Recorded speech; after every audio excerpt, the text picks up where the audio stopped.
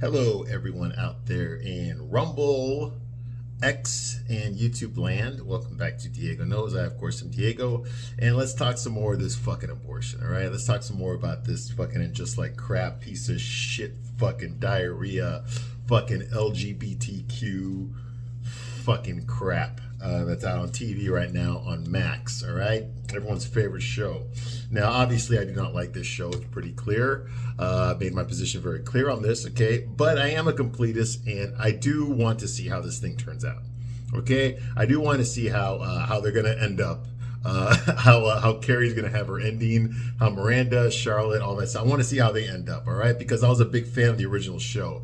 Okay, this show just reminds me of how good Sex and the City was. Okay, no, Sex and the City was not my favorite show at all. It wasn't made for me, but I did enjoy it. It wasn't realistic at all.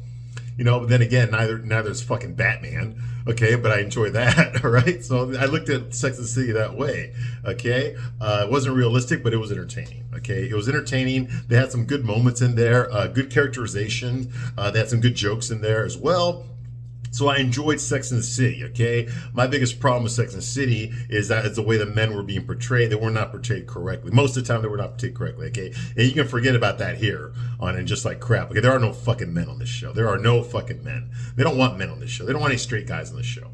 Okay, just like in real life, the media, they don't want fucking strong men at all. It's straight men at all, okay? They don't, okay? Because strong, independent men, okay, they tend to dominate, okay? They tend to fucking fight back when they're oppressed, okay? They tend to fucking overthrow corrupt governments and shit like that, okay? They tend to fucking win wars, okay? They tend to, you know what I mean? Strong men tend to do those things. They tend to protect their families and stuff. And we can't have any of that shit in the United States. Fuck no. Okay? Guys like that are going to fucking fight back against tyranny and oppression. Okay? They're going to fight back against that kind of stuff. Okay? So you have to keep men weak and docile. Okay? You have to make them more in touch with their feelings. Okay, and it's got to be all about the woman. What the woman wants is what's most important. Okay, not what the guy wants. Okay, there's too much violence in the world. There's too much toxic masculinity. Okay, we need group therapy hugs. Okay, men need to start, staying at home and clean the house. Okay, and women need to go out there and break that fucking corporate glass ceiling. Okay, you see what I mean? Okay, men need to be docile. They need to be fucking controlled by their women, and women need to be out there ruling the fucking world. Okay, that's what needs to happen. Okay, that's the positive progressive message. Okay, women are up there and men are down there because women belong up there.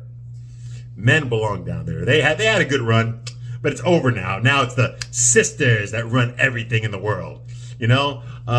Until like there's like a fire or something, or until, next thing you know, here come a bunch of fucking Chinese soldiers blowing up your fucking house. Okay. And now all of a sudden it's like, we're the man. Go out there. You're a man. Go fight. Yeah, that's basically what happens. Feminism goes right out the fucking window when the shit hits the fan. Okay. When there's a natural disaster like a hurricane or some shit. All right. Or there's like a hostage situation, or, there's a fire in the building, when shit like that happens, all of a sudden feminism just goes out the fucking window, and all of a sudden you start looking around for all the men. Where the fuck are all the men? Oh yeah, they've all been pussified. The men are all fucking standing behind the women. Because the women have all the power, hence they got all the responsibility. Hence, they got to figure it out. They got to save us, okay? I'll be more than happy to fucking stand there and let some woman fucking save me, okay? Hell yeah. Tell you what, bitch, I'll do the cooking and cleaning, and you can go out there and fucking defend the fucking city every day, okay? You go do it, all right? I'll do the shopping. While you're out there fighting for democracy in Iraq and Afghanistan, I'll be back here fucking all these bimbos and shopping and spending your money. Oh yeah, wouldn't that be a great life? Wouldn't that be a great life? So if you want to look at it that way, absolutely, let women take over. There should be a matriarchy. Absolutely, yeah. Hey, I don't mind fucking being a kept man. Fucking, my wife can go out there and bring home the bacon. and I'll just sit here, you know, I'll make sure I look good, take care of the house, I'll spend her money, and whenever she comes home and she wants it, I lay the pipe. Win-win. Win-win. Absolutely, you know? I'll have a group of guy friends, you know, and we'll all watch fucking, we'll watch stupid ass shows like fucking, what is it? Not this. Oh, is it the Real House Husbands of fucking Chicago or some shit? Yeah, you know, yeah, absolutely, yeah. we'll all be cheating on our wives, but we'll know about it, but they won't. Yeah. Oh yeah, I like the matriarchy. I like the sound of that. That would be awesome, man. I hope it happens too. And I hope shows like Sex and the City and this piece of shit, they pave the way, okay, for men to finally be liberated from our fucking careers.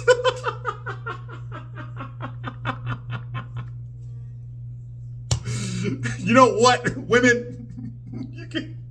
You can pick up your own garbage cans.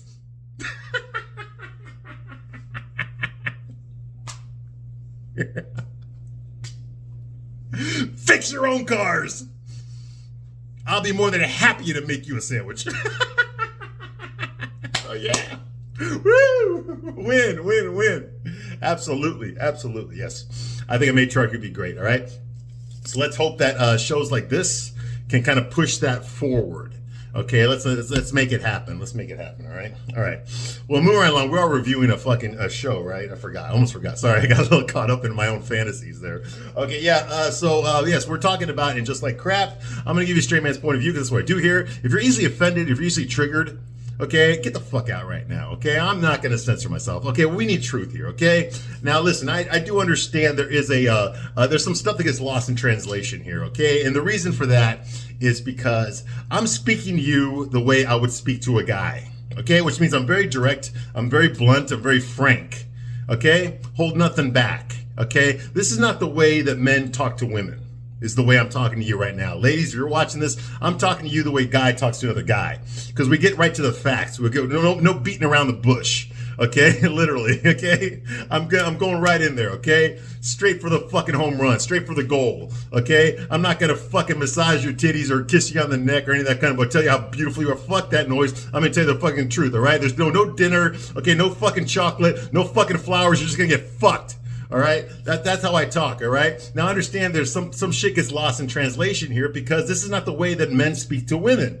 Okay, but the reason I'm speaking this way is because I give you a straight man's point of view. I'm gonna talk to you the way I would talk to a guy about this shit. Okay, let's just get to it.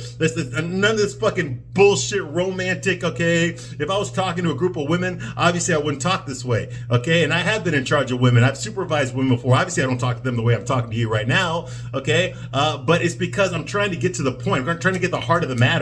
Instead of going around it, I'm trying to go straight to it so that you can understand what I'm trying to communicate here, okay? That's why I go right to the fucking facts, right to the fucking point, okay? So you can see the bullshit that I see on this show from a guy's point of view and what guys really think, because this is the way we think. I'm giving you a look into the way men think, is the way I'm talking to you, the way I'm communicating this to you. This is the way men think about the same thing that you're seeing, okay? But I'm seeing it through a man's point of view, a straight man's point of view. You see what I mean? All right. And that's why I talk this way, okay? So, you don't like it? Suck it up, buttercup. All right, moving right along. But at least I'm giving you the respect. I'm talking to you like a fucking person, okay? I'm not pretending to be some fucking male feminist trying to talk around your feelings and shit, you know? Yes. And when I saw Charlotte play with Richard Burton, it just broke my heart. Because I remember how much Liz Taylor meant to her. And I know that pain. You know, see, I'm not going to talk to you that fucking way. You have your girlfriends talk to you that fucking way. I'm not going to fucking talk to you that way, okay? Who gives a shit about Charlotte's fucking dogs, okay? They're all fucking dogs, in my opinion, okay? And also the animals, too. All right, moving right along. Okay, so, as we were saying, okay? So where do we leave off? Okay, so they're at a dinner. They went to some fancy restaurant, because all the characters on the show, they go to fancy restaurants for breakfast, lunch, and dinner 7 days a week. So Seema and her new boy toy, Ravi, who's a famous, well, not, I mean, like an infamous director. He's directing a Marvel movie in New York. She got him an apartment, a luxury apartment, at $37,000 a month. Okay. He's going to need it for 9 months because he's filming a Marvel movie, a big budget superhero movie in New York. All right. So Seema made that happen. So now they're fucking. Okay, now they're dating, okay? And Seema's trying to pass him off as he's just some fucking boy toy. He's a nobody. That's what she told Carrie. He's a nobody. He's nothing. All right.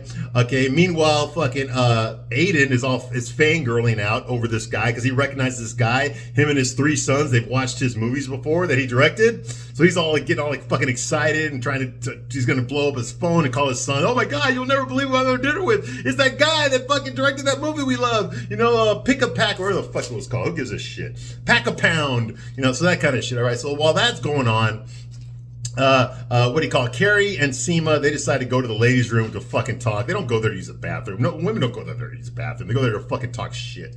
All right. So of course they go in there. All right. They go in the bathroom and Seema acknowledges that Ravi has a lot of hot young women throwing themselves at him. Okay. A lot of starlets. Well, no fucking shit. I wish we could see some of them.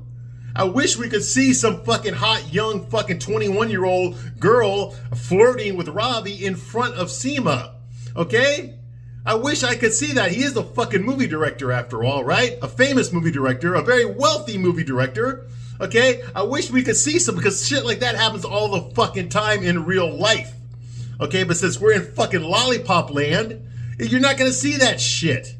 Okay, because they want you, the audience, to be invested with Seema and this guy getting together. So in fucking lollipop land, where Seema and Ravi are actually dating in real life, okay, no other hot young girls ever hit on the guy that Seema wants, because all the guys that these women date are all high value men.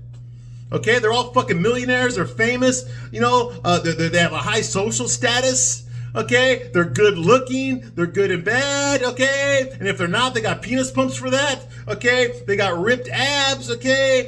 You know, they go to the most expensive fucking restaurants, the most expensive nightclubs, they own the most expensive nightclubs, they wear the most expensive fucking clothes, okay? All the men on this fucking show that they're all that way, okay? Realistically, a fucking woman like Seema, a 56-year-old overweight woman, okay, would be lucky to have a fucking guy that cleans the fucking bathrooms in the nightclub.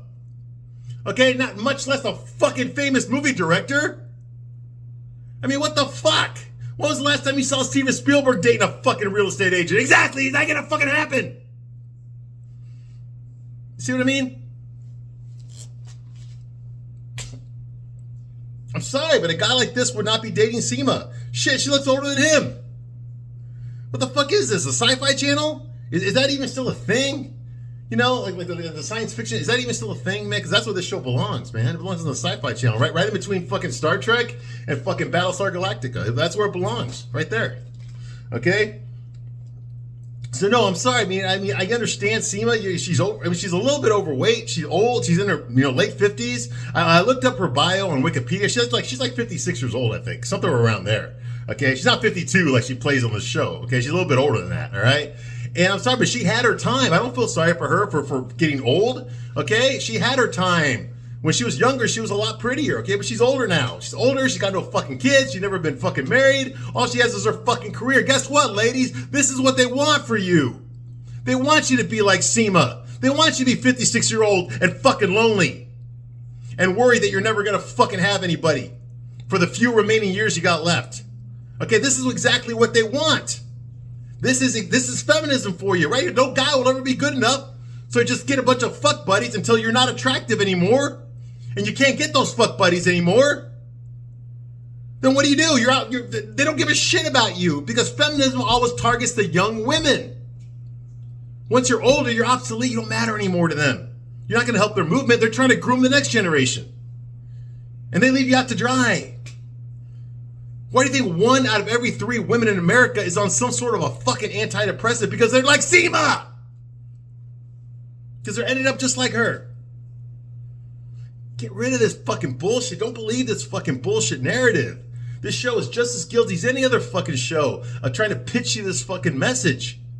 Okay, let me tell you something, okay? I was in combat, all right? I know what it's like to get shot at. I know what it's like to almost die, okay? I don't talk about it here, but I know what it's like. Let me tell you something. When you're not sure about whether you're going to be alive the next few seconds, okay, whenever that comes, whenever you're confronted with something like that, you don't think about this shit. Okay? Whatever you think about at that moment, is what your life meant. That's what was most important to you. I guarantee you, career is not going to be one of those things. You know, whether you fucking you won fucking the best fucking apartment searcher fucking award is not going to fucking anywhere near the first 2 or 3 things you're going to think about. No, it's not. What are you going to think about? What did it mean? What did your whole life fucking mean? Did it mean fucking being a boss bitch, smoking cigarettes, and trying to fucking find a guy to fall in love with you when you're fucking 56 years old? Is it really? Because you never got married, you never had kids? Never had any real friends? I mean, according to this, she never had a best friend until fucking she was 55 years old. So what the fuck? You see, we have to waste a life. Ladies, don't follow this fucking bullshit. And I guarantee you, she was a fucking feminist. Okay, I guarantee you. Fucking C was a fucking feminist out the ass. I don't need no fucking man. I'm sure she was indoctrinated when she was a fucking teenager. Or maybe some fucking guy when she was 19 or 18 broke her heart. And then she realized that all men are pigs. And she went along with the fucking crowd. And now she's 56 years old and she's fucking lonely. And she don't look good anymore. And she's got to fucking delude herself into thinking that she's a fucking supermodel. When she's not.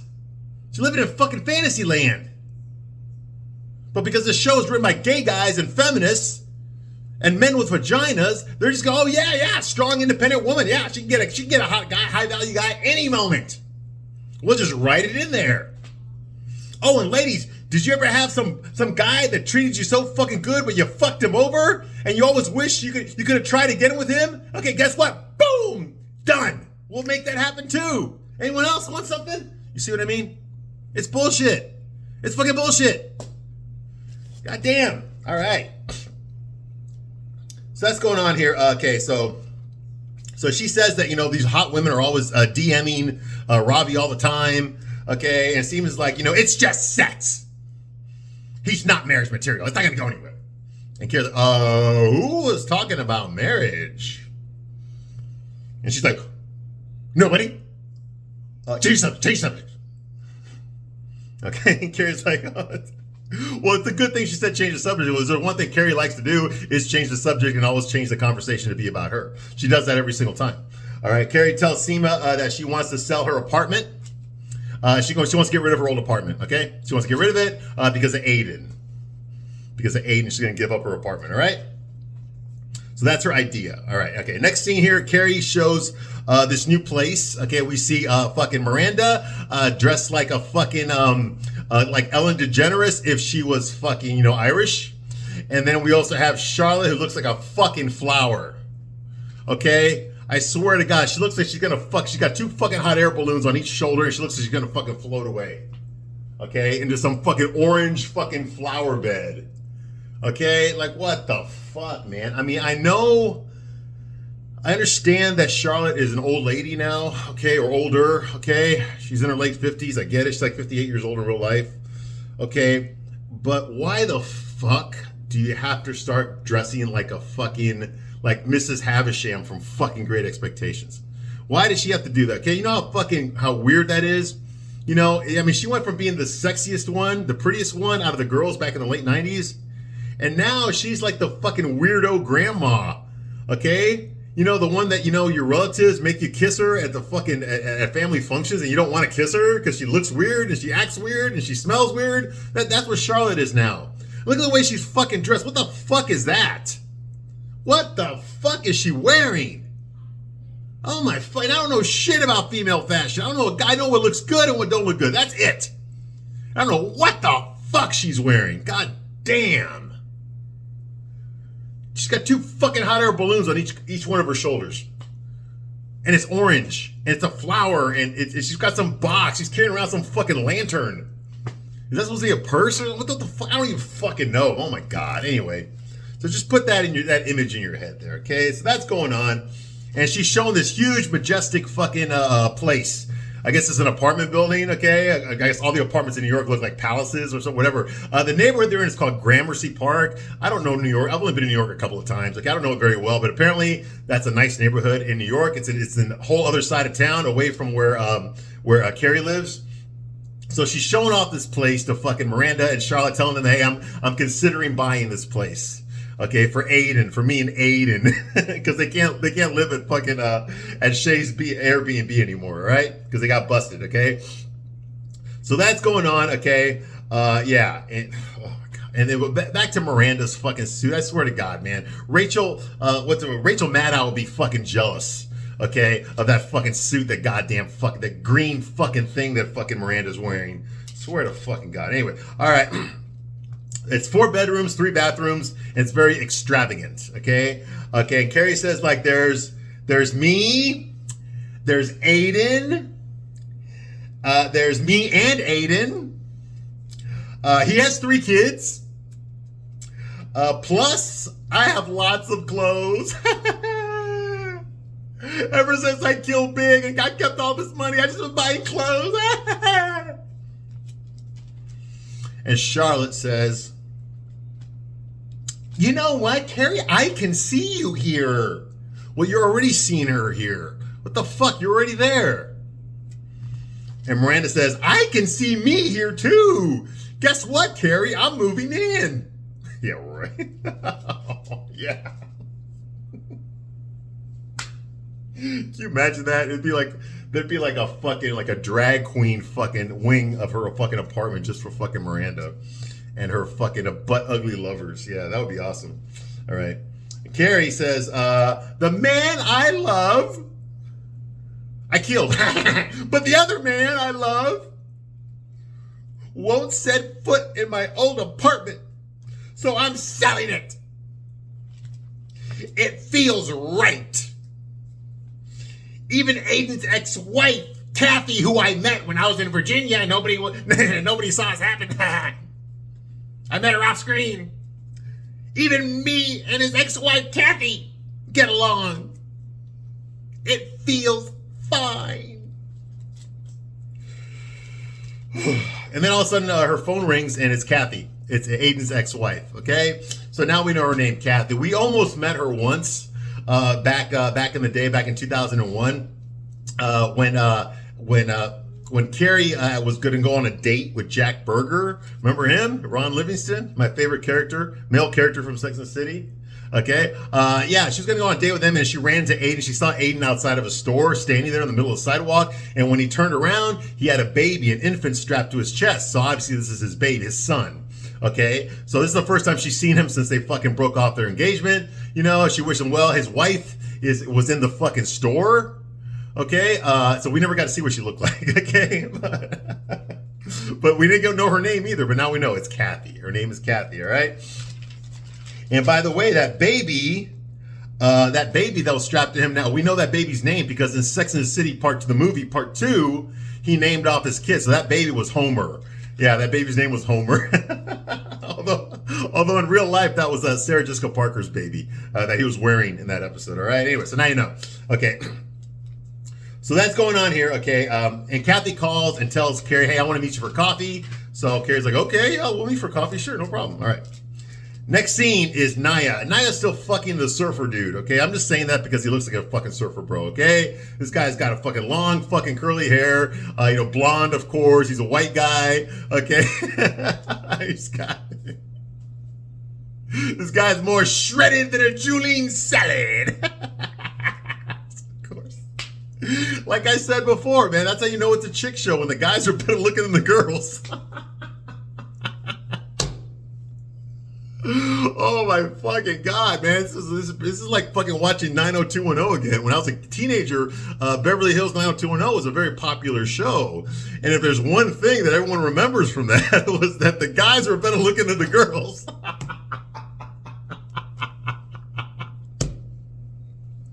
And I'm sorry, but Naya is a solid fucking 6. I'd give her 6, maybe a 7 if she looked really good. You know, if she dolled herself up, maybe she could pass as a 7. Okay, she's not the ugliest woman in the world. No, not at all. Okay, I mean, I would have sex with Naya. I would if I was drunk, but and I had fucking a penis pump, that I had to borrow from SEMA. But this guy, man, I mean, just like, no, man, this guy's like a fucking male, not even an actor. He's a fucking male model. Okay, he's just there as eye candy. All right. They did this with Samantha all the fucking time on Sex and the City. Okay, Samantha always had the best looking guys. You ever notice that? They also had ripped abs and had round butts and shit, you know, and square feet, square jaws, and all the kind of big shoulders. They always looked like that, okay? Even though Samantha was, out of the four, she wasn't really that great looking, okay? I'm sorry, Kim Cattrall, I'm sorry, but she was in her 40s, okay? She wasn't that great looking anymore. She had no fucking tits. She had no fucking ass. She just acted like a boss bitch. And because the women, you know, because Kim Cattrall's character, Samantha, represented, okay, sex without consequences for all the fans of the show. You know, they would live vicariously through Samantha. Samantha could have sex with anybody and not have to deal with any consequences for it. No feelings were involved because all she cared about was sex. Okay, so that's kind of a fantasy figure for a lot of women, for most women actually, I think. Okay, and so that's why Samantha became so popular. Okay, in real life, women that fuck around a bunch of guys are gonna get their heart broken. They're gonna get cheated on. You know, they're gonna get diseases. They're gonna get pregnant. You know, by guys they wish they had to have sex with. Okay, so if Samantha has sex with everybody, none of that shit's gonna happen to her. And she's old.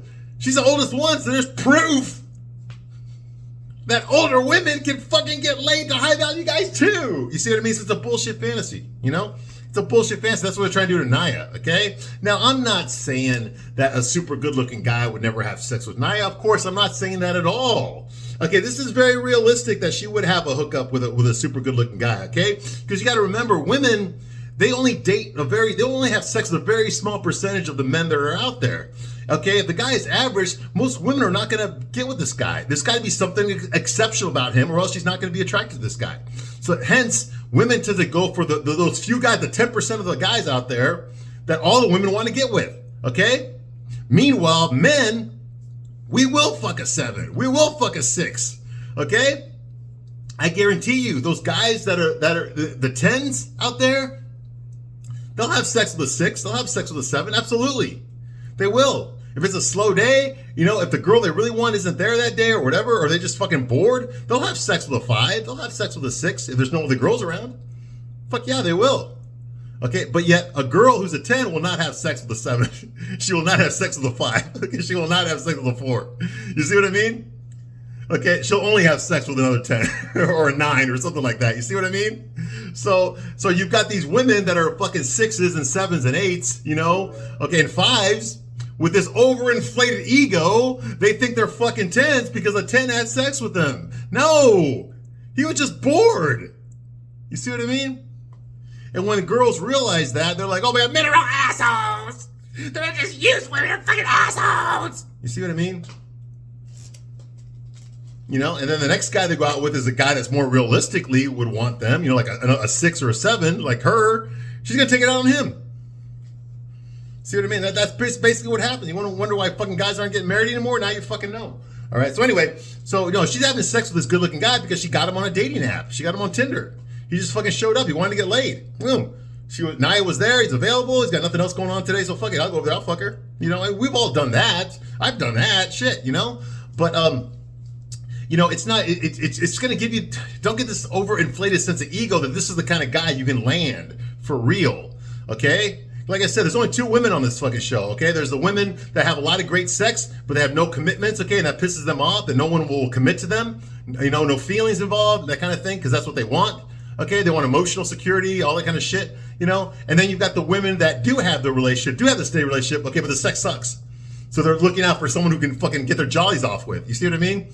So every woman on the show falls into one of those 2 categories, okay? Now, I believe that a guy like this would fuck her, absolutely, okay? But I don't believe that he would, like, fuck her again or on a regular basis. Like, I think he's got better options than she does. He's got more options than she does. Okay, I'm sorry, but she does. Okay, she can get a lower value guy easily, like that. But a higher value guy like this guy, no. He's going to have a lot more choices, okay? Maybe it was a slow day for him. Who fucking knows, all right? But that's what I think. Okay, moving right along. And I know guys like him, okay? This is a slow day for him, all right? All right, so that's going on here.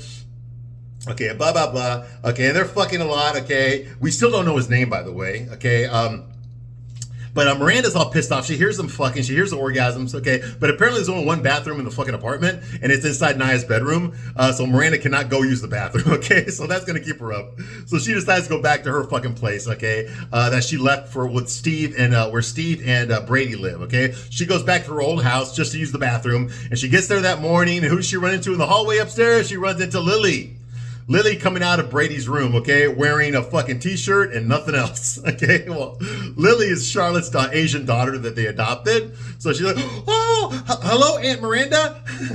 Good morning. And then she runs right back into Brady's room, okay? So Miranda's just like,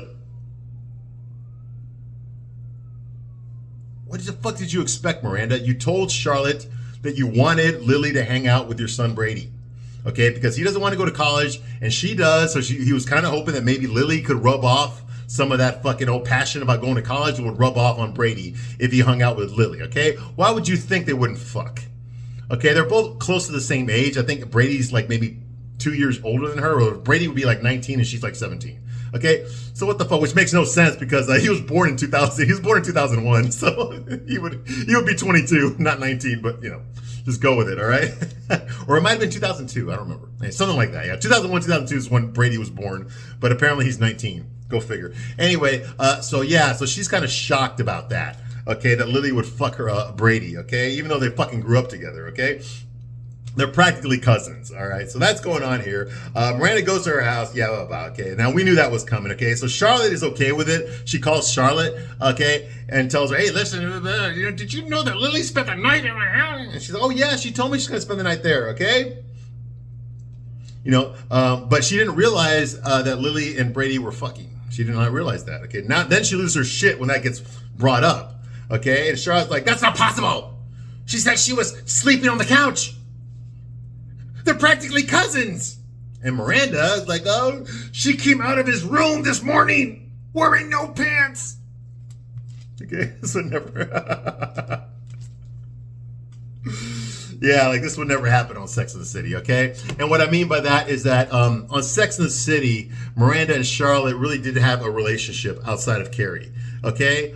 Carrie would hang out with Charlotte, or she would hang out with Miranda, or she would hang out with all of them, okay? But you would never see any sort of a subplot with Miranda hanging out with Charlotte and going through their own drama. That never happened. And I've watched every episode, okay? The only time the girls ever hung out without fucking Carrie involved was when Carrie went to France to go be with fucking Alexander Petrovsky, the Mad Russian, the fucking ballerina. Okay, remember when she went to go live there? Okay, and they had like a couple of lunches together at the diner without Carrie, and they spoke about Carrie, and Big even showed up on one of those lunches. Okay, that's it. Okay, the only other exception to that was in the first season. Okay, there was a subplot in one of the first season episodes where Samantha fucked Charlotte's brother. Yes, Charlotte had a brother, Wesley. Yes, you forgot about that, right? Didn't you? Of course, he was not at either one of her weddings. He's not there now. Okay, but yes, Charlotte has a brother named Wesley. Okay, and he showed up for one episode and he fucked Samantha.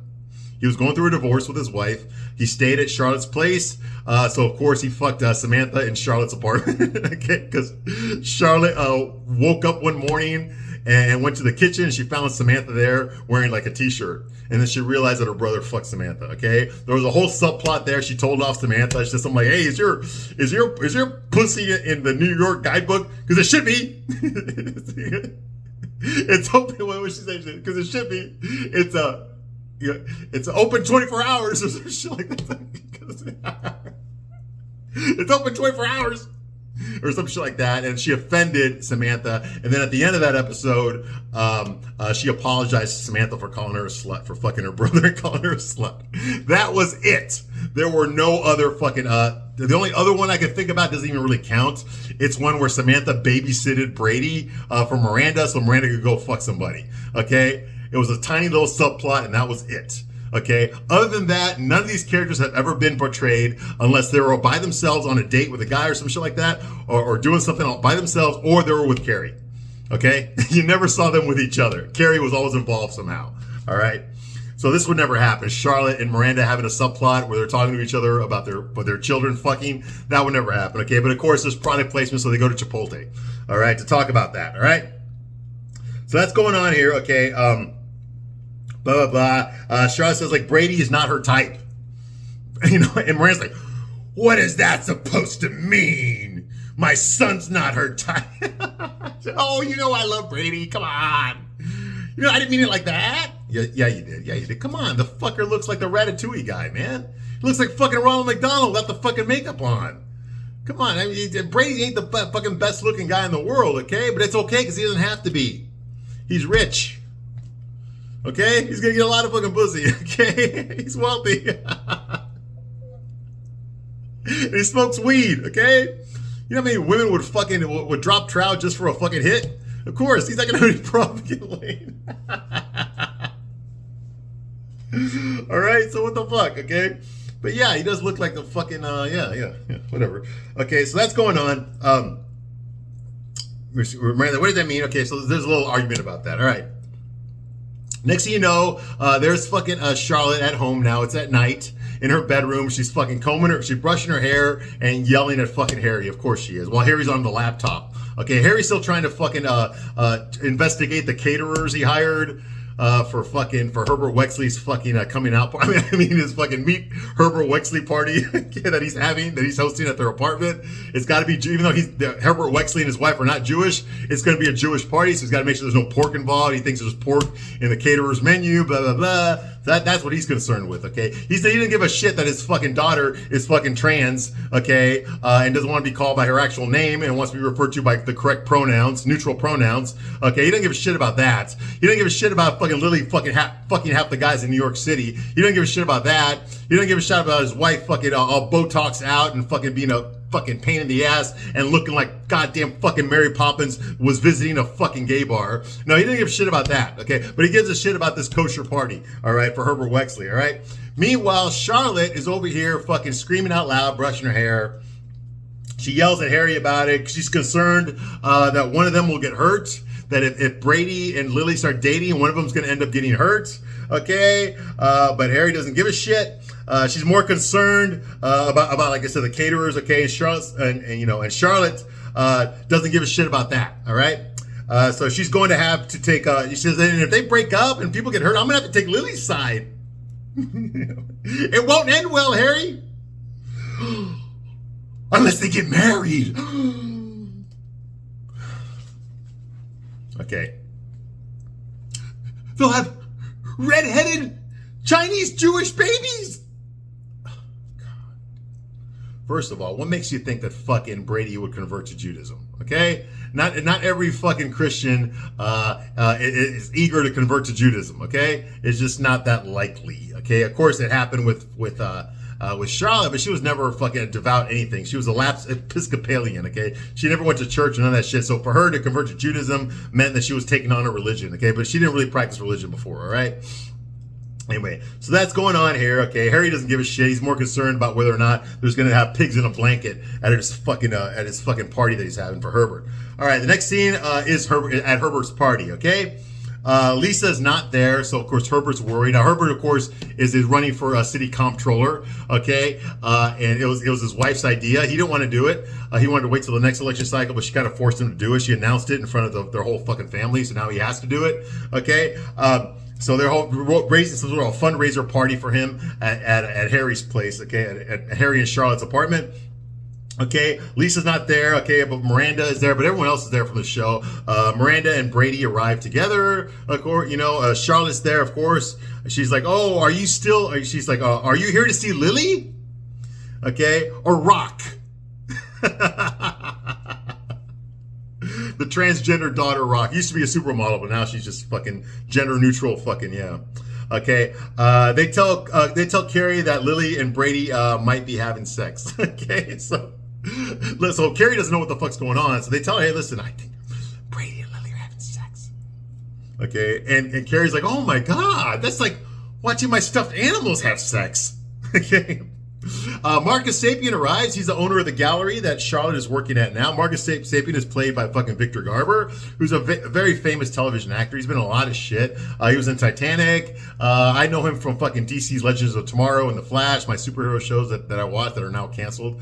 Okay, he's done a lot of shit. I even saw him in a movie about Judy Garland's life. It was a made-for-TV movie. It was a miniseries, and he played Judy Garland's third husband. Yeah, he played his third husband in that movie. Okay, he was pretty good in that. Of course, if you've seen him back in the day, back in the early 70s, he was the lead in Godspell, which is back like when Jesus Christ Superstar was a thing, and so was fucking Hair, the hippies and all that kind of shit, anti-Vietnam, fucking go to college, fucking get stoned, be hippies and shit, listen to the goddamn Beatles albums. Well, they did a lot of fucking rock operas back then, and he was in one of them called Godspell, where he played Jesus with a fucking white afro, Mork and Mindy suspenders, suspenders and a fucking Superman t-shirt underneath. But anyway, but it was pretty good. You should check it out. I love that song, Day by Day, Day by Day. Yeah, anyway, Victor Garber, okay? Yes, he's openly gay. He's very public about fucking being married and the kind of, he's a gay guy, okay? Boom.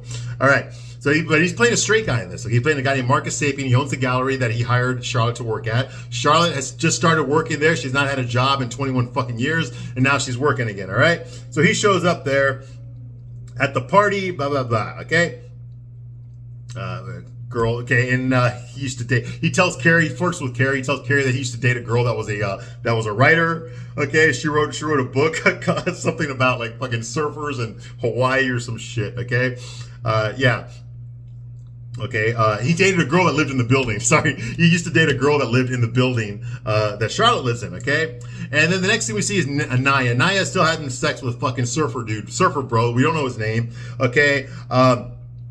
And they're both on their phones, okay? They're both going through their social media, you know, and shit like that. You know, just not looking at each other, not talking to each other, okay? Just laying in bed, naked, going through their phones at the same time, okay? And Nia, she looks up there on her social media. She sees that Andre, her husband, soon-to-be ex-husband, because she did file for divorce, okay? That Andre posted a picture of himself on social media with his new girlfriend, a white girl that's in his band or some shit, all right? We already knew about her, okay? He threatened her that he was going to start fucking this girl if Naya didn't give him a kid. Well, she ain't going to give him a kid. She didn't want to do the fucking, she didn't want to do that. So, yeah, so they broke up. They decided to file for divorce, okay? So she's been riding the cock carousel, but now she goes through social media and she sees that Andre and his girlfriend are expecting a baby, okay? She's pregnant, okay? And it's Andres, and he's posting all happy and proud with her, okay? And this just breaks fucking Nia's heart, okay? Because Naya she tried to have a kid, but she's too fucking old. She's in her 40s. She can't have a fucking kid. So they tried all the fertility drugs and all that kind of shit. They tried over and over again, but it just ain't gonna fucking happen. She put her career, she wanted to be a college professor, and that's what she did, okay? You can't really do that full time and then be a mom at the same time, okay? Or she never found a way to do it. Okay, so that's why they broke up. He wanted to be a dad, and she tried to be a mom, but it just couldn't happen. She's too fucking old, so they split up over it, okay? But now he's gonna have a baby with this new white girl, okay? And this hurts Naya's feelings. It hurts her a lot. Okay, well, what the fuck did you expect? Okay, this is what he wanted. He got what he wanted. He wanted to have a fucking family. You weren't gonna give him a family. Okay, like, how did you not know this about your fucking husband? Okay, if you wanted to give him a family, you would have done it 20 years ago. Okay, back when you could have had a baby, all right? So no, I don't feel sorry for either one of them, all right? But anyway, she's all pissed off and she's upset about it, and she just shuts down emotionally. She doesn't want to talk to this surfer bum anymore. She basically kicks him out of the bedroom, and he fucking leaves. He doesn't give a shit about her either. He's going to have to go fuck some other girl. And now he's just sitting there like looking at her phone, looking at Andre with that white girl, that pregnant white girl. She's like, we're supposed to feel sorry for her? No, these are your own decisions, okay? This is not an accident. This is not a catastrophe, okay? This isn't the hand of God, okay? Something is just fucking terrible just happened to you, okay? You planned out your life. You didn't want to have fucking kids, okay? And when you decided that you did, it was too late. Too late. Okay. All right. I'm going to stop my review right here, but I'll be back shortly to continue my review of And Just Like Crap. I thank you very much for watching this long, and I'll see you soon on the next one. Bye.